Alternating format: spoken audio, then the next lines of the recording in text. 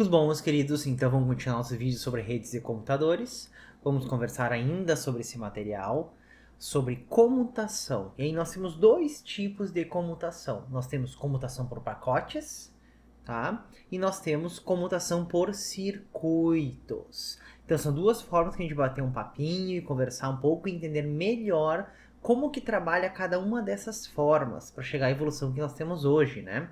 E também a questão de baratear todo o custo da nossa internet e tudo mais. Se tu quer saber mais, então continua ligado nesse vídeo.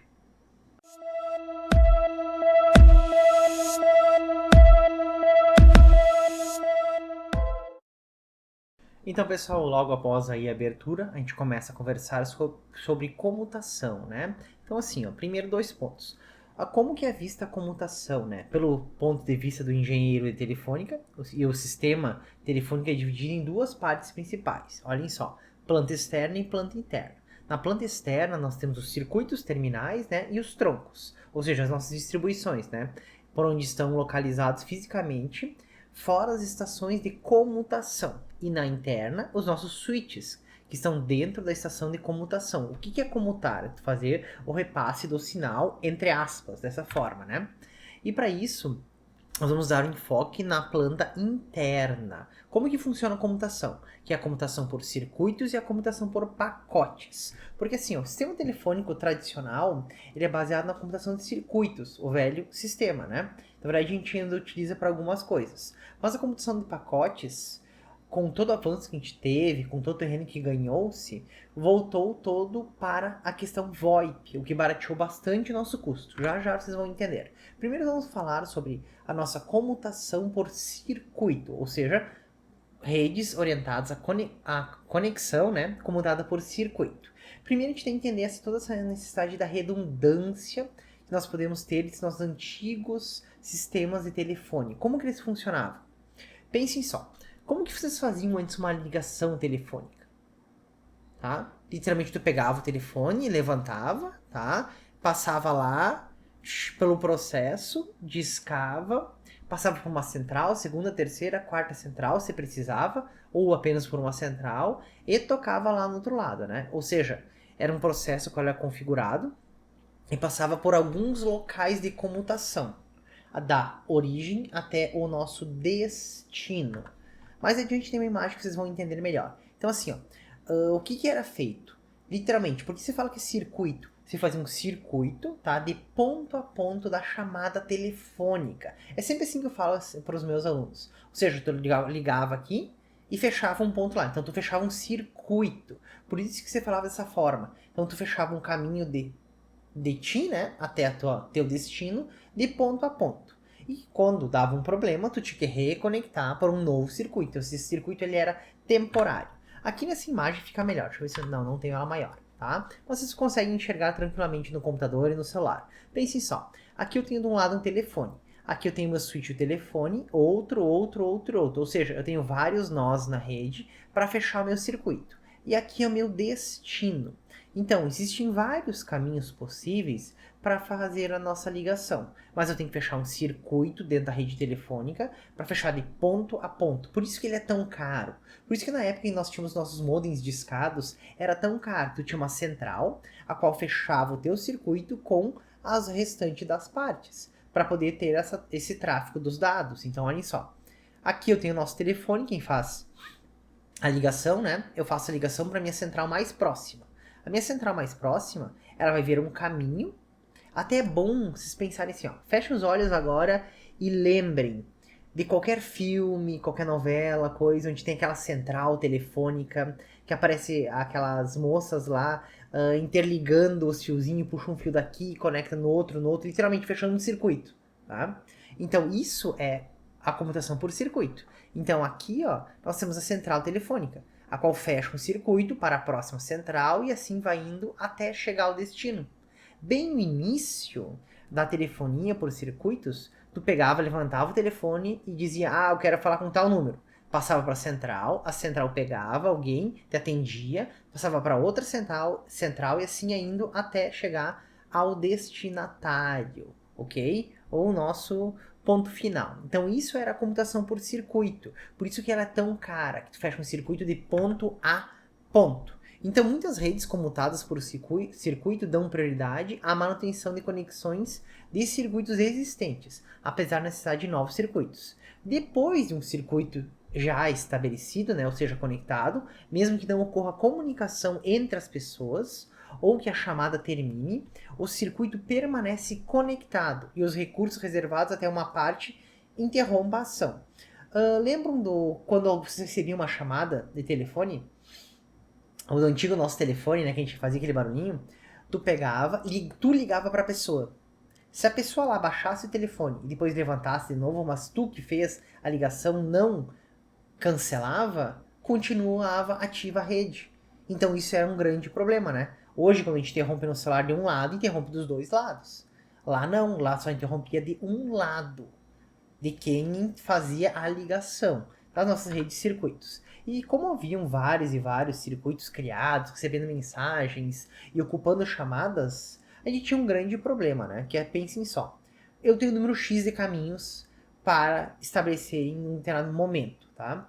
Se eu tô com todos os caminhos fechados, o restante dos caminhos vai estar ocupado.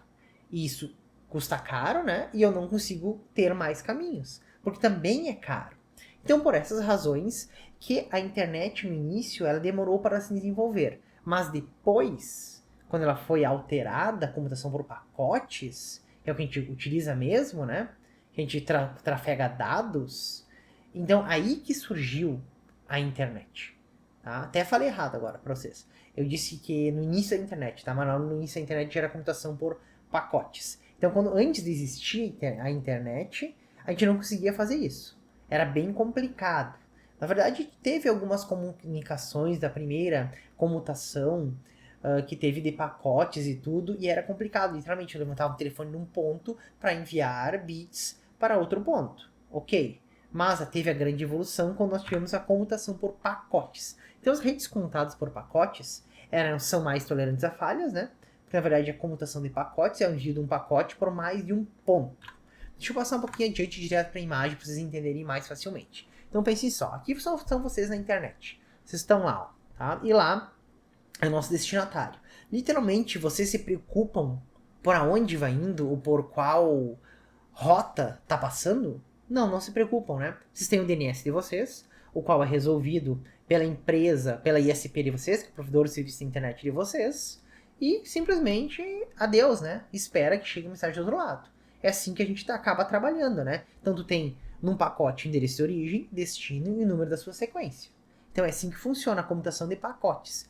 Então tu começou lá, o próprio pacote, na verdade, o nosso roteador aqui, ó, é ele que vai escolher a rota que vai ser tomada. Normalmente tem um algoritmo por trás que vai decidir, tá, vamos mandar pela rota mais rápida, pela rota menos congestionada, na verdade, menos e mais congestionada, mais rápida e menos congestionada é quase a mesma coisa, né? A rota mais curta, a rota menos congestionada, então são decisões que são tomadas a cada momento que vai enviar o pacote de vocês a um destinatário.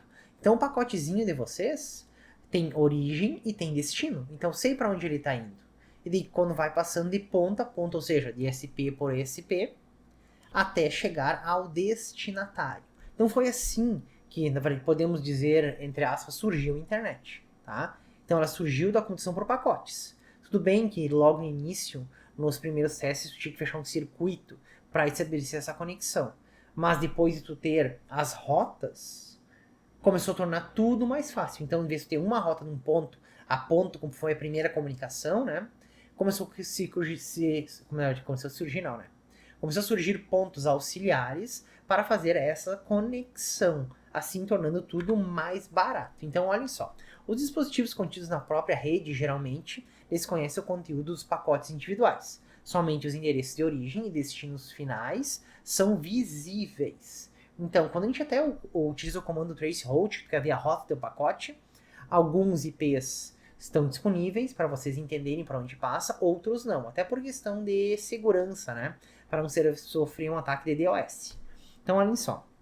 Esses endereços são normalmente conhecidos como endereços IPs, representando um formato decimal, 10.10.10, que a gente vai falar bem adiante. Inclusive, tem um vídeo aí no canal que explica como faz todo esse cálculo de máscara, né? De endereço IP, classe A, classe B, classe C e tudo mais. certo?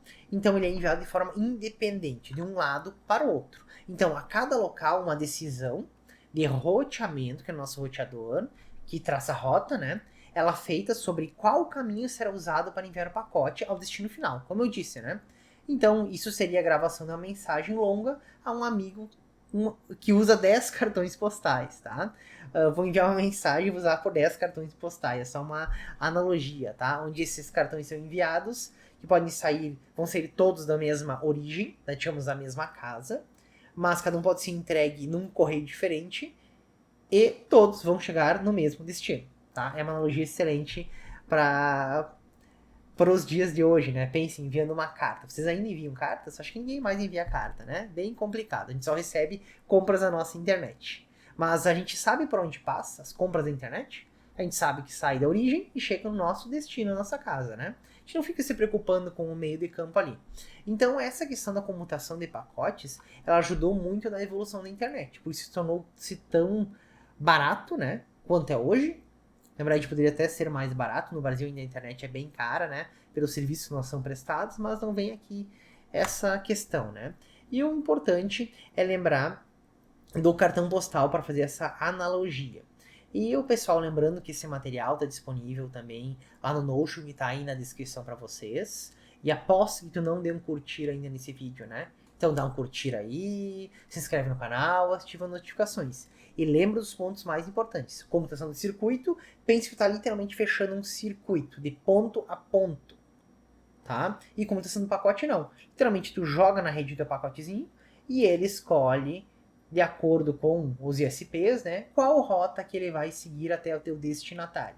Essa é a principal diferença entre os dois para vocês entenderem o tipo de comutação de circuito e comutação de pacote e como que ela funciona. Certinho, né? E agora não esquece uma coisa, né? Depois que você aprende, tudo fica mais fácil. Abração e até o próximo vídeo.